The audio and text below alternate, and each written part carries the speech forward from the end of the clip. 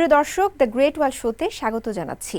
সাংস্কৃতিক বৈচিত্র্যে সমৃদ্ধ চীনের প্রতিটি অঞ্চলেই ভরপুর নিজস্ব উৎসব আর অনন্য ঐতিহ্যে। তাই তো চীনকে বলা হয় উৎসবের দেশ। হালের ফ্যাশন জগৎ থেকে শুরু করে চলচ্চিত্র, শিল্প, সংস্কৃতি, নানা মাত্রিক আয়োজন, চীনের নয়নাভিরাম প্রাকৃতিক সৌন্দর্য ও বৈচিত্র্যময় জীবনধারার গল্প সবকিছুই থাকছে আমাদের এই অনুষ্ঠানে।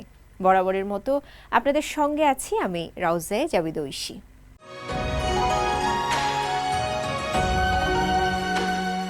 দক্ষিণ পশ্চিম চীনের ছংছিংয়ে সম্প্রতি অনুষ্ঠিত হয়েছে এক ব্যতিক্রমধর্মী ড্রোন ও আলোক প্রদর্শনী। এদিকে দক্ষিণ পশ্চিম চীনের সিচুয়ান প্রদেশের চিকং শহরে শুরু হয়েছে ৩২তম চিকং আন্তর্জাতিক ডাইনোসর লণ্ঠন উৎসব। একই সময়ে বেইজিংয়ের লংছিং গিরিখাতে শুরু হয়েছে ৪০তম লংছিং গর্জে আইস ল্যান্টার্ন আর্ট ফেস্টিভ্যাল।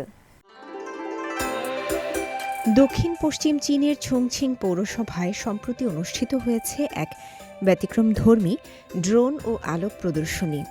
এতে দেখানো হয়েছে কিভাবে আধুনিক প্রযুক্তির সহায়তায় প্রাচীন সংস্কৃতিকে নতুন ও আকর্ষণীয় রূপে উপস্থাপন করা যায়। নদীকে পর্দা এবং লেজারকে তুলির মতো ব্যবহার করে আয়োজিত নিউ রাইম ছংছিং ড্রোন ও লাইট শো দর্শকদের জন্য তৈরি করে এক অনন্য ও নিমগ্ন অভিজ্ঞতা। প্রদর্শনীর অন্যতম আকর্ষণ ছিল সমৃদ্ধির জন্য প্রস্ফুটিত ফুল শীর্ষক পরিবেশনা, যা চীনা ঐতিহ্যবাহী প্রতীকে সমৃদ্ধ। এতে রাতের আকাশে ধীরে ধীরে ফুটে ওঠে একটি ফুল, যা প্রাচ্য সৌন্দর্যের প্রতীক। অল্প সময়ের মধ্যেই তার পাশে দেখা যায় ঝলমলে রঙিন এক প্রজাপতি, আলো ও গতির এক মোহনীয় সমন্বয়।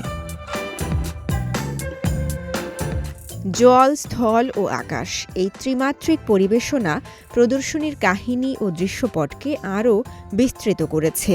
বিশেষ করে ঐতিহ্যবাহী চীনা শৈলীতে নির্মিত থিমগুলো তরুণ দর্শকদের মধ্যে ব্যাপক জনপ্রিয়তা পেয়েছে। প্রতিটি দৃশ্য যখন স্থির হয়ে যায়, সেই মুহূর্তে আমি একই সঙ্গে বিস্মিত ও আবেগাপ্লুত হয়ে পড়ি। রঙের ব্যবহারের আধুনিক রুচির কথা মাথায় রেখে উজ্জ্বল ও প্রাণবন্ত রঙের প্যালেট বেছে নেওয়া হয়েছে। প্রযুক্তি শুধু ঐতিহ্যবাহী নকশা পুনর্নির্মাণে সীমাবদ্ধ ছিল না, বরং তথ্য সংগ্রহ, গতিশীল প্রোগ্রামিং ও রিয়েল টাইম ইন্টারঅ্যাকশনের মাধ্যমে বাটারফ্লাই লাভার্স ও ধনভাণ্ডারের কলসির মতো চিরাচরিত প্রতীকগুলোকে রূপ দেওয়া হয়েছে আবেগঘন ও সহজে শেয়ারযোগ্য অভিজ্ঞতায়। এদিকে দক্ষিণ পশ্চিম চীনের সিচুয়ান প্রদেশের চিকং শহরে শুরু হয়েছে ৩২তম চিকং আন্তর্জাতিক ডাইনোসর লণ্ঠন উৎসব। শতাব্দী প্রাচীন লণ্ঠন নির্মাণ ঐতিহ্য ও সমৃদ্ধ ডাইনোসর জীবাশ্ম ভাণ্ডারের জন্য পরিচিত এই শহরটি ডাইনোসরের শহর ও লণ্ঠনের নগরী নামে খ্যাত। গেল শুক্রবার জনসাধারণের জন্য উন্মুক্ত করে দেয়া এই উৎসবে দর্শনার্থীদের জন্য আয়োজন করা হয় চোখ ধাঁধানো ও নিমগ্ন ভিজুয়াল প্রদর্শনী। এবারের উৎসবের প্রতিপাদ্য লণ্ঠনে আঁকা চীন, যেখানে রঙিন লণ্ঠন নির্মাণ, টাইডাই ও কাগজ কাটার মতো চীনের অমূর্ত সাংস্কৃতিক ঐতিহ্যকে চীনা পৌরাণিক কাহিনী ও ঐতিহাসিক গল্পের সঙ্গে একীভূত করা হয়েছে। এতে ২০০টিরও বেশি অনন্য লণ্ঠন প্রদর্শনী স্থান পেয়েছে। উৎসবে আধুনিক প্রযুক্তির ব্যবহারও বিশেষ আকর্ষণ। কৃত্রিম বুদ্ধিমত্তা, AI interaction, smart touch control ও আলো সংবেদনশীল প্রযুক্তির মাধ্যমে দর্শনার্থীরা স্পর্শের মাধ্যমে আলো ও শব্দের পরিবর্তন ঘটাতে পারেন। পাশাপাশি ভার্চুয়াল গায়ক ও যান্ত্রিক ডাইনোসরের সঙ্গেও ইন্টারঅ্যাক্ট করার সুযোগ রয়েছে। উল্লেখযোগ্য প্রদর্শনীর মধ্যে রয়েছে ১৮০ মিটার দীর্ঘ মুলানের কিংবদন্তি, যা আসন্ন চীনা ঘোড়া বর্ষ উপলক্ষে নির্মিত। এতে বীরাঙ্গনা হুয়া মুলানের সাহসিকতা ও দুরন্ত ঘোড়ার চিত্রায়নের মাধ্যমে দেশপ্রেমের বার্তা তুলে ধরা হয়েছে। হুয়া মুলান ছিলেন দক্ষিণ ও উত্তর রাজবংশ যুগের এক কিংবদন্তি তুল্য নারী যোদ্ধা। তিনি বাবার বদলে পুরুষের ছদ্মবেশে সেনাবাহিনীতে যোগ দিয়ে দীর্ঘ ১২ বছর যুদ্ধ করেন। আরেকটি আকর্ষণ হল ৩৫ মিটার উঁচু চাইনিজ নটের ফটক। যা চীনের ঐতিহ্যবাহী প্রতীকের আদলে নির্মিত। এর সামনের ও পেছনের দিক একই রকম নান্দনিক, যা অতীত ও বর্তমানের মধ্যে এক প্রতীকী সেতুবন্ধন তৈরি করেছে। এই উৎসবের মাধ্যমে ঐতিহ্য ও আধুনিক প্রযুক্তির মেলবন্ধনে চিকং আবারও বিশ্ববাসীর নজর কেড়েছে। অন্যদিকে বেইজিংয়ের উপকণ্ঠে অবস্থিত লংছিং গিরিখাতে গেল সপ্তাহে উদ্বোধন হয়েছে 40তম লংছিং গর্জে আইস ল্যান্টার্ন আর্ট ফেস্টিভ্যাল। বরফের ভাস্কর্য ও মনোমুগ্ধকর আলোকসজ্জায় ভরে ওঠা এই উৎসব দর্শনার্থীদের দারুণভাবে আকর্ষণ করছে। এই বছরের উৎসবের প্রতিপাদ্য legends of Longsing gorge, a tribute to the classics, যেখানে গত 4 দশকে বরফ ও তুষার ভিত্তিক সাংস্কৃতিক পর্যটনের বিকাশকে স্মরণ করা হয়েছে। চীনের জনপ্রিয় ক্লাসিক অ্যানিমেশন চলচ্চিত্র Monkey King Heaven in Heaven থেকে অনুপ্রেরণা নিয়ে তৈরি করা হয়েছে এক রূপকথার বরফের জগৎ, যা দর্শকদের জন্য এনে দিচ্ছে এক অনন্য শীতকালীন সাংস্কৃতিক ও পর্যটন অভিজ্ঞতা। প্রায় 5 লাখ বর্গমিটার এলাকা জুড়ে আয়োজিত এই উৎসবের প্রায় অর্ধেক জায়গা জুড়ে রয়েছে বরফ ও লণ্ঠনের প্রদর্শনী, যা প্রাকৃতিকভাবে বরফে ঢাকা উপত্যকার পটভূমিতে স্থাপন করা হয়েছে।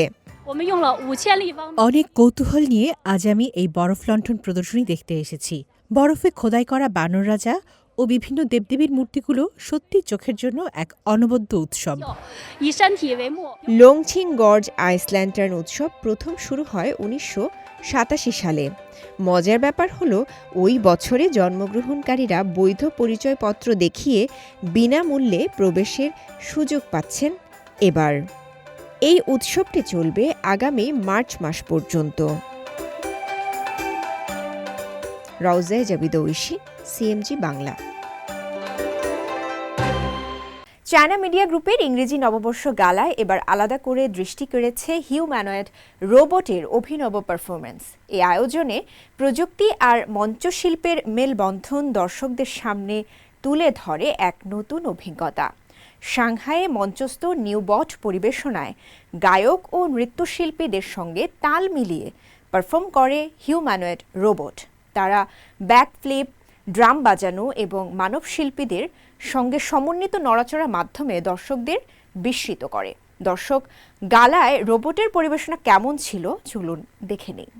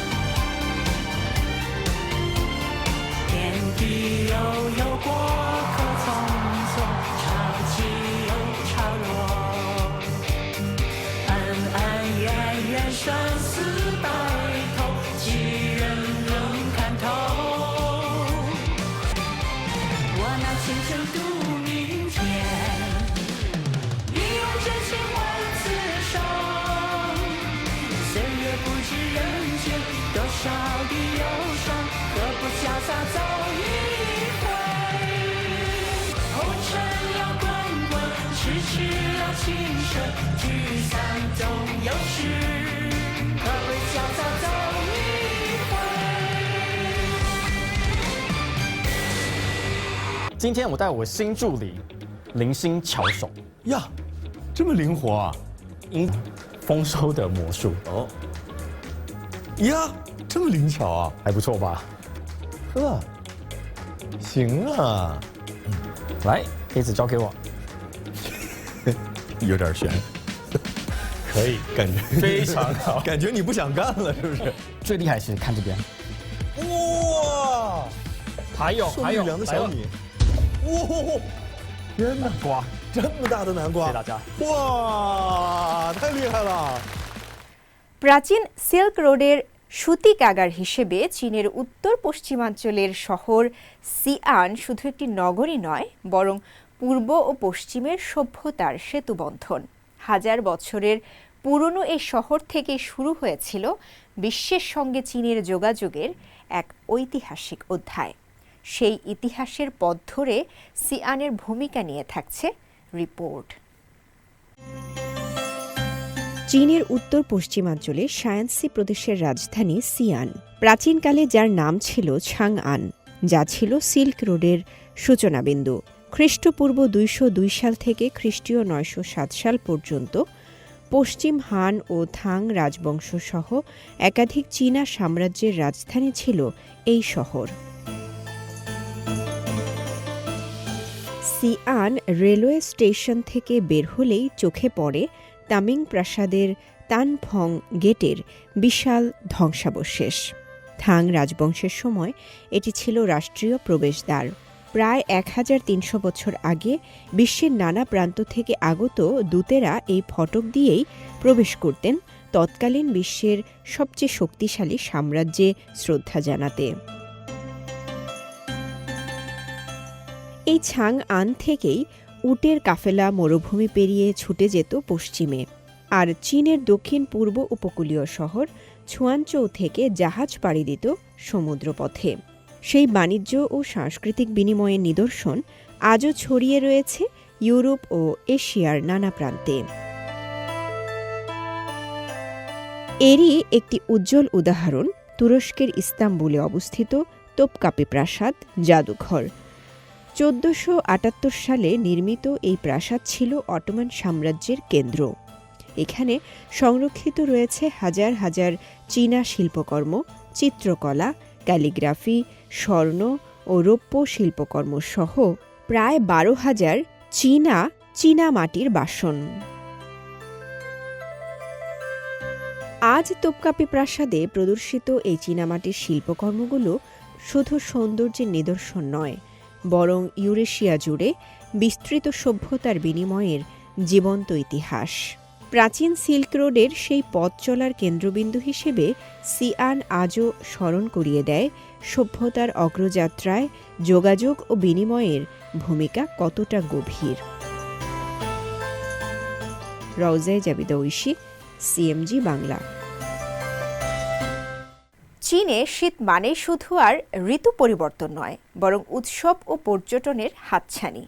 আর শীত কেন্দ্রিক পর্যটন ঘিরে দেশটির নানা আয়োজনে ভিন্ন মাত্রা যোগ করেছে। এবারের শীতে পর্যটকরা নতুন নতুন অভিজ্ঞতা নিতে ভিড় করছে দেশটির উত্তর ও উত্তর পশ্চিমাঞ্চলে। সেখানে বরফ ও তুষারকে কেন্দ্র করে গড়ে উঠছে সৃজনশীল পর্যটন কেন্দ্র, যা বাড়াচ্ছে স্থানীয় অর্থনীতি ও কর্মসংস্থান। পূর্ব চীনের শাংতং প্রদেশের চিনান শহরের সিউরো মাউন্টেন সিনিক এরিয়ায় শীত এলেই বদলে যায় পুরো দৃশ্যপট। পাহাড়ি ক্যানিয়নের ভেতর প্রাকৃতিকভাবে তৈরি হয় বিশাল বরফ প্রপাত। প্রায় 30,000 বর্গমিটার এলাকা জুড়ে ঝুলে থাকা বরফের পর্দা আর বরফ শলাকা কাচের মতো ঝকঝক করে, যা পর্যটকদের জন্য তৈরি করেছে এক অনন্য শীতকালীন ল্যান্ডস্কেপ।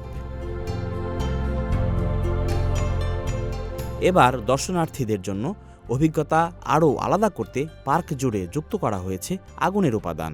কয়েক ধাপ পরপর চুলা আর প্রতি 100 মিটারে কাঠের কেবিন, বরফ আর আগুনের মিশেলে তৈরি হয়েছে উষ্ণ ও রোমাঞ্চকর পরিবেশ। দর্শনীয় সৌন্দর্যের পাশাপাশি এখানে চালু হয়েছে 20টিরও বেশি হস্তশিল্প স্টুডিও। পর্যটকরা নিজেরাই তৈরি করতে পারছেন স্যাশে, চকলেট সহ নানা স্মারক। শিশুদের জন্য আইসেলেজ ও স্নো টিউবিং পার্ক পরিবারগুলোর জন্য বিশেষ আকর্ষণ। নতুন বছরের পর থেকে এখানে দর্শনার্থী ও আয় দুটোই গত বছরের তুলনায় দ্বিগুণের বেশি বেড়েছে।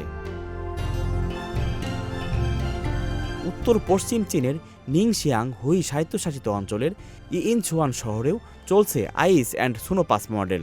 ইউএহাই লেকে বিশেষ লাল সুরক্ষা পোশাক পরে বরফ ঠান্ডা পানিতে ভেসে থাকার আইস ফ্লোটিং অভিজ্ঞতা দিচ্ছে ভিন্ন মাত্রার প্রশান্তি। সপ্তাহান্তে কাছাকাছি শহরে এসে এমন আরামদায়ক অভিজ্ঞতা নিতে ভালো লাগে, খুবই চাপমুক্ত লাগে। 这种无脑放松的过程，我觉得还挺解压的。 সিংসিয়াংয়ের উরুমছির পিংসিলিয়াং গ্রামে বরফ পর্যটন বদলে দিয়েছে গ্রামীণ জীবন। এক সময়ের দরিদ্র এই গ্রামে এখন 80% বেশি পরিবার হোমস্টে চালায়, আর পর্যটন থেকে আসে মোট আয়ের 70% বেশি। এদিকে সাইরাম লেকে শীত মৌসুমে পর্যটকদের আকর্ষণ করছে নতুন করে তৈরি করা নীল বরফের জলপ্রপাত। প্রতিটি জলপ্রপাতের উচ্চতা 10 মিটার এবং মোট বিস্তৃতি প্রায় 15,000 বর্গমিটার। নভেম্বর মাস থেকেই কর্তৃপক্ষের কর্মীরা বিশেষ কাঠামো স্থাপন করে পানি ছিটিয়ে এই বরফের জলপ্রপাত তৈরি করেছেন। জমে যাওয়া পানি প্রাকৃতিক ঝর্ণার মতোই স্তরে স্তরে বরফে রূপ নিয়েছে, যা এক ধরনের মনুষ্য সৃষ্টি হলেও প্রাকৃতিক সৌন্দর্য বজায় রেখেছে। শীতের সূর্যালোকে নীল বরফের ঝলমলে আভা লেকের চারপাশে এক অনন্য দৃশ্য তৈরি করেছে। এই ব্যতিক্রমী বরফের জলপ্রপাত দেখতে প্রতিদিনই ভিড় জমাচ্ছেন দেশি বিদেশি পর্যটকরা, যা সাইরাম লেককে শীতকালীন পর্যটনের নতুন আকর্ষণ হিসেবে তুলে ধরছে। সোশ্যাল মিডিয়ায় ব্যাপকভাবে ছড়িয়ে পড়ার ফলে নীল বরফের এই জলপ্রপাতগুলো সাইরাম লেকে শীতকালীন পর্যটকদের জন্য নতুন মাস্ট সি গন্তব্যে পরিণত হয়েছে। বরফ আর তুষার চীনে এখন শুধু প্রকৃতির উপহার নয়, বরং উদ্ভাবনী পর্যটনের শক্তিশালী চালিকা শক্তি। আল আমিন আজাদ, সিএমজি বাংলা। চীনের পর্যটন মানচিত্রে এখন আর শুধু দর্শন নয়, অভিজ্ঞতাই হয়ে উঠছে মূল আকর্ষণ। ঐতিহ্য, সংস্কৃতি আর আধুনিক প্রযুক্তির মেলবন্ধনে দেশজুড়ে গড়ে উঠছে নতুন ধরনের হ্যান্ডস অন সাংস্কৃতিক পর্যটন। গ্রাম থেকে মহানগর, দেশি ও বিদেশি পর্যটকরা এখন ইতিহাসকে ছুঁয়ে দেখছেন, নিজের হাতে তৈরি করছেন শিল্পকর্ম কিংবা প্রযুক্তির সহায়তায় ফিরে যাচ্ছেন হাজার বছরের অতীতে। এই সাংস্কৃতিক অভিজ্ঞতা ভিত্তিক পর্যটন চীনের পর্যটন শিল্পে এনে দিয়েছে নতুন গতি ও ভোক্তা উন্মাদনা।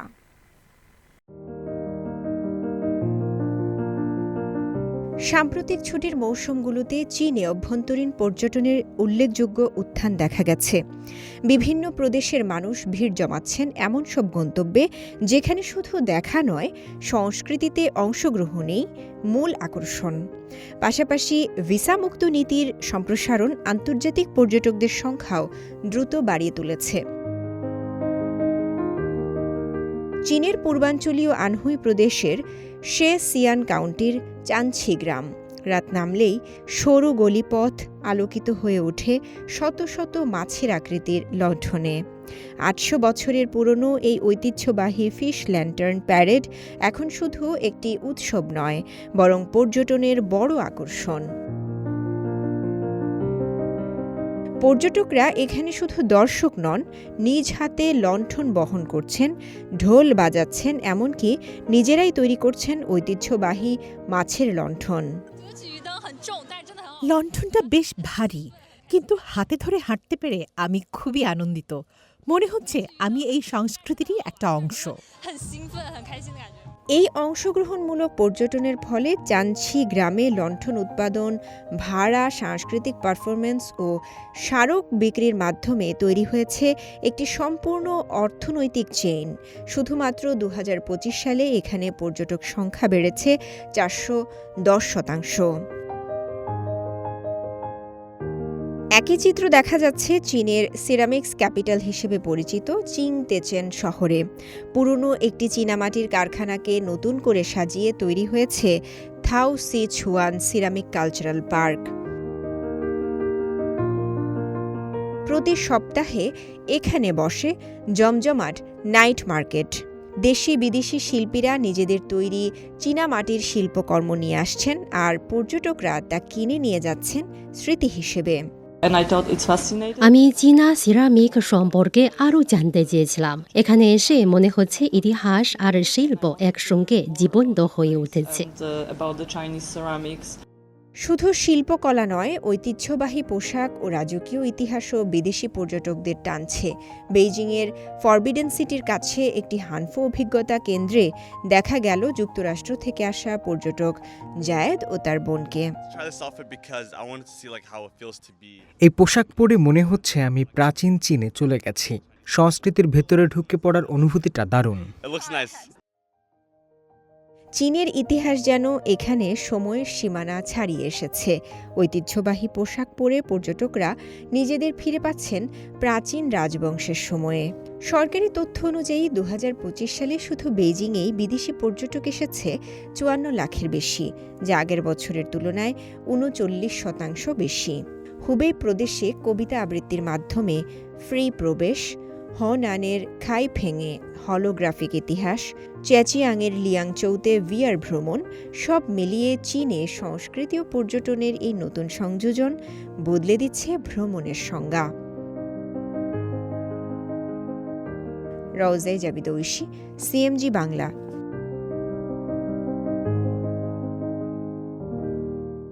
প্রিয় দর্শক, দ্য গ্রেট ওয়ার্ল্ড শো আজ এ পর্যন্তই। আমাদের অনুষ্ঠানটি টেলিভিশনের পাশাপাশি সোশ্যাল মিডিয়ার মাধ্যমে দেখতে www.facebook.com/cmg বাংলা এবং ইউটিউব চ্যানেল সিএমজি বাংলাতে ভিজিট করতে পারেন। পরবর্তী পর্বে নতুন কোনো আয়োজন নিয়ে দেখা হবে আপনাদের সঙ্গে। সে পর্যন্ত সবাই ভালো থাকুন, সুস্থ থাকুন। চাইছেন।